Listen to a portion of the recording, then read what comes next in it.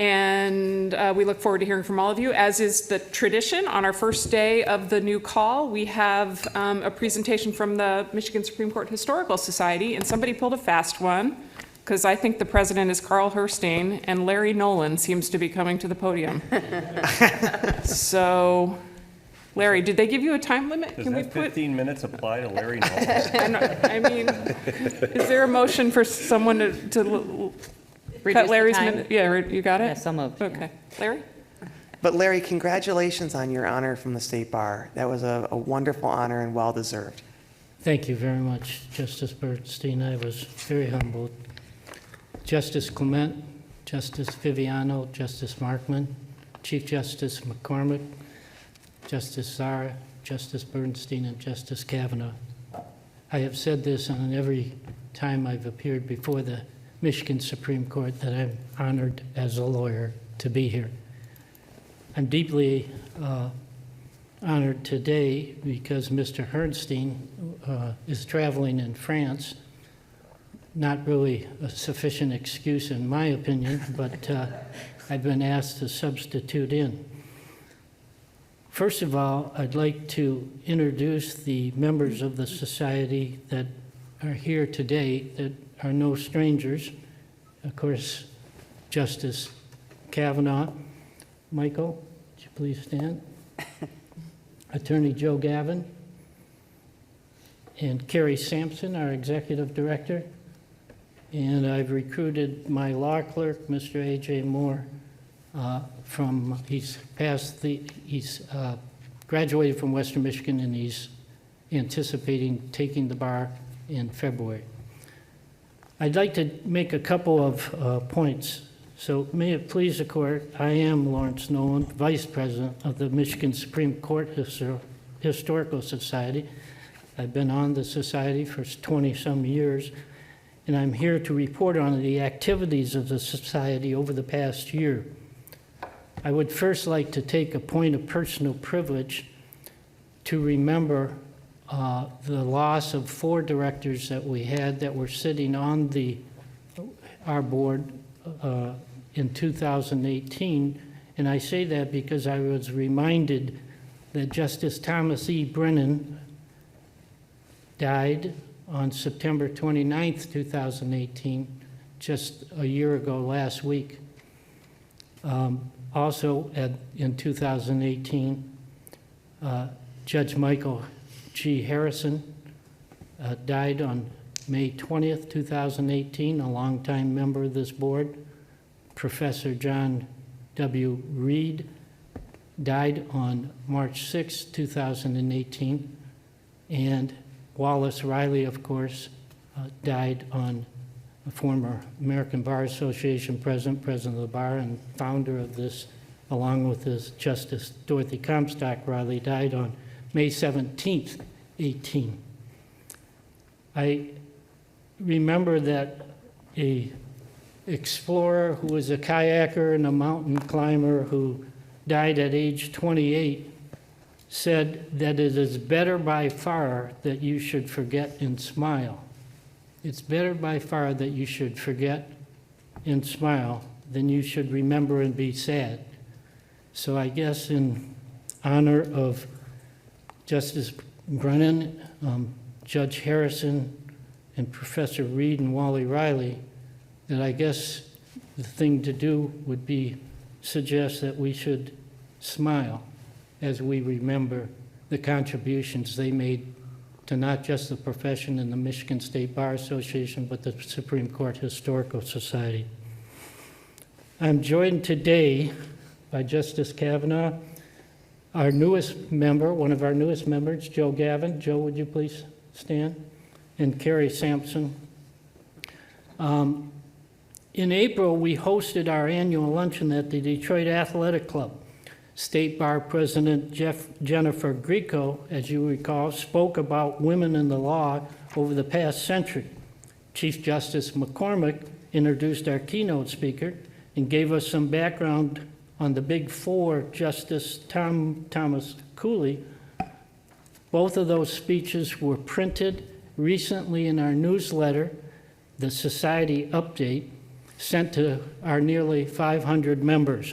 Our keynote speaker was Professor Tara Helfman of Syracuse University, now working with the White House General Counsel's Office. We are hopeful that the White House Ethics Office will soon release her remarks for publication in our forthcoming journal. This is a longer form of the annual publication that we intend to provide to each and every one of our members. At the board meeting before the annual luncheon in April, as I indicated, we elected Joseph Gavin as one of our newest members, but we elected 2 new trustees. Joe Gavin is an attorney with Miller Johnson in Grand Rapids and a member of the Advocates Guild. He and member Bruce Cortate from Grand Rapids, our colleague on the board, were instrumental and helpful in promoting the Breakfast with the Court event that we held last year in Grand Rapids, which was a new initiative to meet with the court, and is responsible for hosting the event in Traverse City that will be held on October 15th, just a few weeks away. We'll look forward to that occasion and speaking further, and hopefully I'll have some 15 minutes reserved for my rebuttals from this event. Mr. Gavin wrote about our first Chief Justice, William Fletcher, for the winter issue of the Society Update newsletter. It was an incredible article. If you've had a chance to read it and enjoy it. Our second new board member needs no introduction, and we're looking forward with Justice Kavanaugh and Mr. Gavin continuing to work on the boards.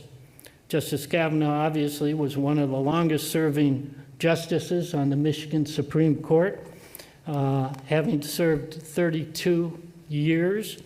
His time on the court is exceeded only by Big Four Justice James V. Campbell, who served nearly 3 months longer, but died while in office.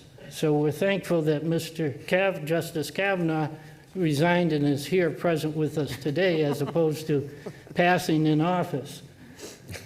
The Law Clerk Directory is a new initiative which continues to progress. We again offer complimentary one-year membership in the society to the invisible scribes. We also publish the names of the current law clerks and their law school affiliations every year in our fall newsletter, recognize the contributions they have made to the court.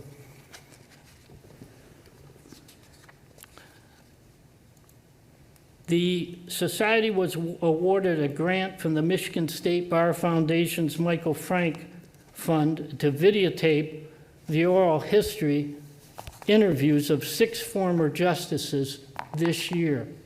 That's Fred Baker's challenge, and Fred Baker, a former chief commissioner for the court, has been volunteering his time to us as an interviewer for former Justice Kavanaugh's history. Western Michigan University Thomas M. Cooley Law School professor Mark Cooney is also volunteering his time to schedule in working with former Justices Alton Davis and Clifford Taylor to schedule their interviews. We hope to add these new oral histories to the Vincent Voice Library at Michigan State, available online through our website. We will add the new videos to our YouTube channel, where we also have archived some historic special sessions of the court at our past annual luncheons. Our book, the Michigan Supreme Court Historical Reference Guide, 2nd edition, continues to be sold by Michigan State University. Mr. Moore, I would now like to present, if I may Mr. Moore approach, a copy of the book to our newest justices, Justice Elizabeth Clement,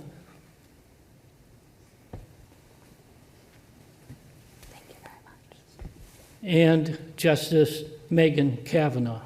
So I hope you have an opportunity in all your busy times to at least look through the book and maybe sometime on vacation or something, enjoy the content of what's been recorded there. The Advocates Guild, led by Mary Masseron will hold its annual dinner in the Hall of Justice on Wednesday, November 13th, and we look forward to seeing all of you there and meeting with the court again and introducing our 2019 Advocates Guild intern, Patrick Batterson, a student at Western Michigan University Thomas M. Cooley Law School who is researching great advocates in the history of the Michigan Supreme Court. It's going to be interesting to the work that he produces.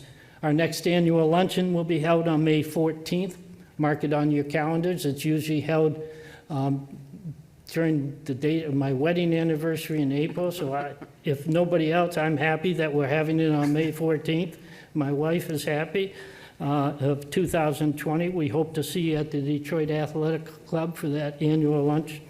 That concludes my report in Justice McCormick, Chief Justice McCormick's famous words that I'm going to coin, let's get this done.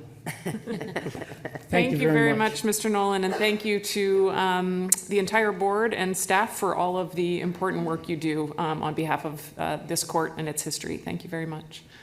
And with you're not coming back up, are you? Okay, just making sure. Just making sure.